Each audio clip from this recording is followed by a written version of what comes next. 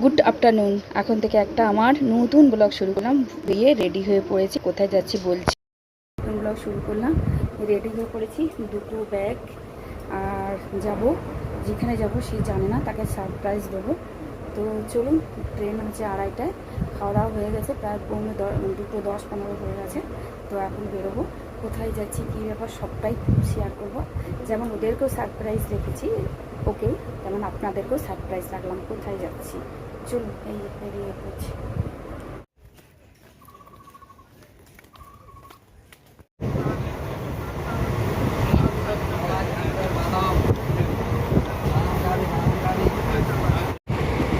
Train যত ছুটছে তখন মনে হচ্ছে কখন মেয়েটার সঙ্গে দেখা হবে।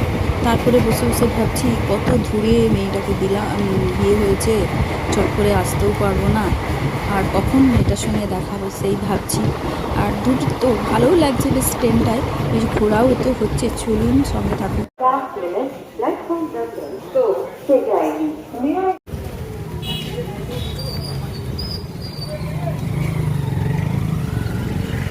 মোটামুটি নেমে গেছি, আর ওদের বাড়ির সবাই জানে, শুধু আমার মেয়েই জানে না। এখন বলি, আমার মেয়েই জানে না মোটামুটি। আর ওর বাড়ি জামাই থেকে শাশুড়ি, ননদ, আমার বাড়ির সবাই জানে, মেয়েকে কিন্তু বলা হয়নি। কিন্তু মেয়ে ডেকেছিল আগের দিন, আমি বললাম না, যেতে পারবো না। তো দেখা যাক সামনে গিয়ে ওদের ঘর কি মানে অবস্থাটা হয়। তো চলুন, নেমে গেছি, এখন টোটোয় উঠে পড়েছি। তো টোটো দিয়ে ওদের ঘরটা অনেকটা, বেশিটা নয়, কাছাকাছি। তো চলুন, আমার সঙ্গে থাকুন, অবশ্যই দেখতে থাকুন, মানে ও মেয়ে দেখে কি রিয়্যাক্ট করলো আমাদেরকে। মোটামুটি মেয়ের যে গলিতে, সেই গলিতে কাছাকাছি চলেই এসেছি। আর জামাই আনতে এসেছিলো আমাদের। তো স্কুটিতে আছে, আর আমি আর ওর বাবা টোটোতেই যাচ্ছি।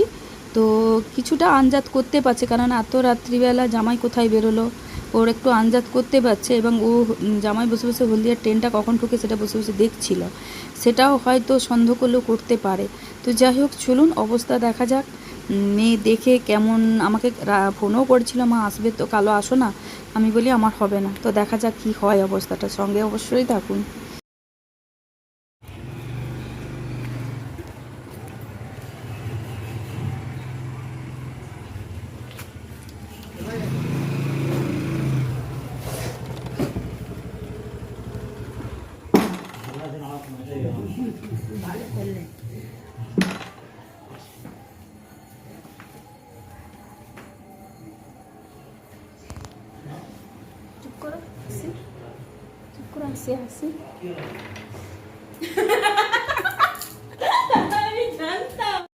দেখলেন তো মেয়ে কি খুশি।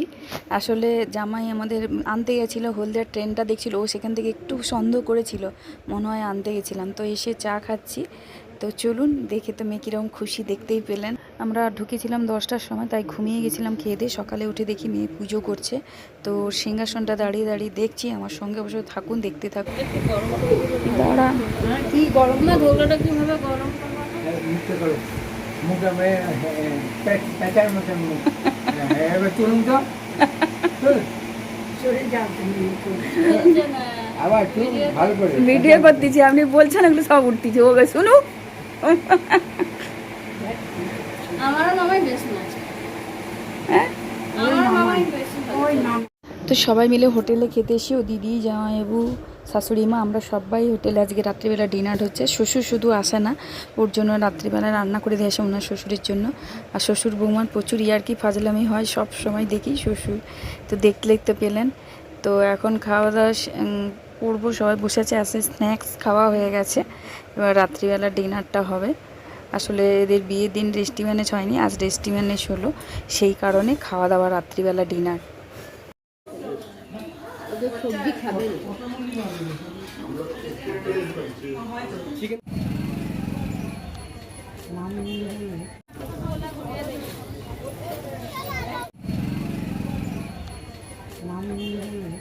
আজকে শনিবার, সবাই মিলে এখানে আসানসোলের নাম করা খাকরামার মন্দির, ওই শাশুড়ি, আমি আর ওর বাবা, আর আমরা 4 জন এসে, ওর শ্বশুর খুব একটা বেরোয় না, ও বাড়িতে আছে। তো সবাই চলে এলাম মন্দিরে পুজো দিতে। তো দেখুন আপনারা কত সুন্দর ঠাকুর।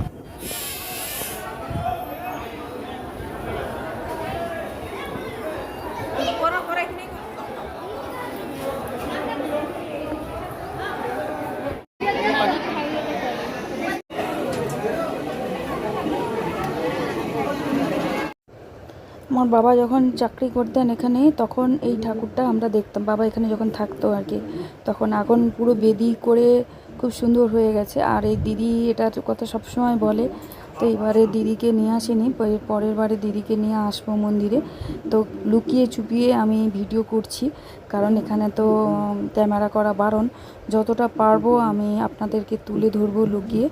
তো বাড়িতে গিয়ে আবার দেখা, মানে এখন আপাতত আমার সঙ্গে থাকুন, দেখতে থাকুন।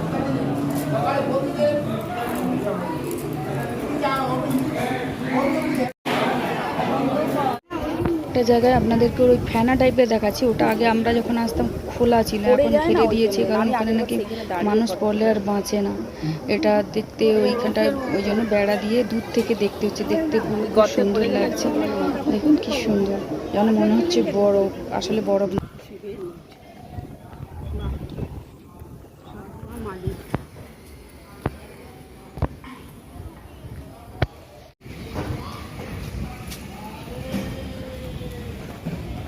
ঘাটমার মন্দিরের পাশেই এখানে বড় করে শিবলিঙ্গ আছেন, আর বলরাম মানে হনুমানজির সব ঠাকুরের এগুলো দর্শন করতে চলে এলাম। শাশুড়ি আমরা সবাই মিলে দর্শন করছি। তারপর এখান থেকে দর্শন পুজো অবশ্য হয়ে গেছে। ওনার জামাইবাবুর পরিচিত ফোন করে দিয়েছিল, লাইন দিতে হয়নি। আমাদের আসার সঙ্গে সঙ্গে ভেতরে ঢুকিয়ে সুন্দরভাবে আমরা সবাই মিলে পুজো দিয়েছি একদম। তো এখানে পুজো সেরে তারপরে বাড়ি, এখানেই ভোগ খাবে বলেছিল, তাও তাড়াতাড়ি পুজো হয়ে গেছে, তাই সবাই মিলে বলছি আজকে শনিবার এরা নিরামিষ খায়। বাড়িতে গিয়ে রান্না বান্না হবে, আবার সন্ধেবেলায় ওদের ননদের বাড়িতে দেখব, মানে বাড়িটা দেখিনি, দেখাতে নিয়ে যাবে। তো চলুন আমাদের সঙ্গে অবশ্যই থাকুন। পুজো প্রায় শেষ হয়ে গেছে, এবার বেরোবো, বেরিয়ে সবাই মিলে একটু টিফিন করব, তারপরে বাড়ির দিকে রওনা দেবো। এখানে ঠাকুরের গান হচ্ছে, ও শাশুড়ি বলল তুই চলে যাচ্ছিস কি, তুই ষাঁড়কে কানে কানে কিছু বলে যা। তাই তার বলল। এবার শাশুড়ি মা আবার ওনার মনস্কামনা জানাচ্ছে। তা আমি দাঁড়িয়ে দাঁড়িয়ে ক্যামেরা করছি, দুজনের শাশুড়ি আর বৌমার ভিডিও করছি। তো এখান থেকে বেরিয়ে সবাই একটু টিফিন করব, যে যা ইচ্ছে টিফিন করবো। এবং চারদিকটা ঘুরে ঘুরে দেখছি। পাশটা পুরো আগে জঙ্গল ছিল, এইগুলোটায় শুধু ঠাকুরের 3টে মূর্তি গাছের গোড়ায় থাকতো, এখন তো পুরো অন্যরকম পুরো হয়ে গেছে। তো মেয়ের বাড়ি থেকে খেয়ে দিয়ে RCM-এ ঢুকলাম। RCM-এ যাওয়ার পথে করে ওর সামনে দোকানটা দেখছি, শাশুড়ি মাকেও দেখালাম সব কিছু টুকটাক, ওরা ওর জিনিসপত্র নিল, ওদের ভালো লাগে কিনে জানি না। তো আমিও কিছুটা ফটোটা তুলে নিলাম, কারণ আমাদের স্যারকে দিতে হয় RCM-এর কোথাও। তাই যাই হোক ননদের বাড়ি আপাতত ঢুকছি। এখান থেকে ঢুকে তারপরে ওদের সঙ্গে কথা বলবো, হয়তো ভিডিওটা যতটা পারে করবো, আর আদার্স পরে দেখা। এই যে ভোর এখন 5:40 ট্রেনটা ছেড়ে দিল। তো মেয়ে ছাড়তে আসবে বলছিল স্টেশনে, আমি মেয়েকে আসতে দিইনি, কারণ আমারও মন খারাপ করবে। আমি যা ভোরবেলা উঠেছি, যার জন্য তখন আর ভিডিও করতে ভালো লাগছিল না। যাই হোক এখন এর থেকে নেমে, আবার ট্রেন থেকে নেমে আমরা তমলুকে টোটোতে উঠেছি। এবার বাড়ি গিয়ে দেখা হবে।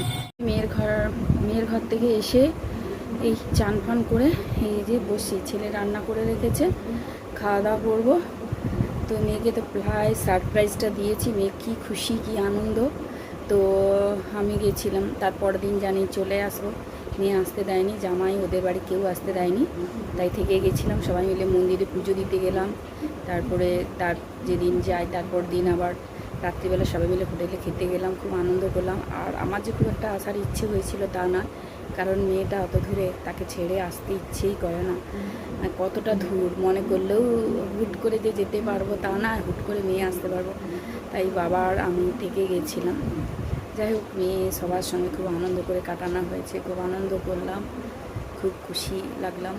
আসার সময় সত্যিই খুব মন খারাপ করছিল, কিন্তু কিছুই করার নেই, বাস্তব যেটা মেনে নিতে হবে। কাছাকাছি নয়, দূরেও নয়, কাছাকাছি নয়, দূরে। আবার একবার যাবো, মেয়েও আবার আসবে, জামাইও আসবে, সবাই আসবে।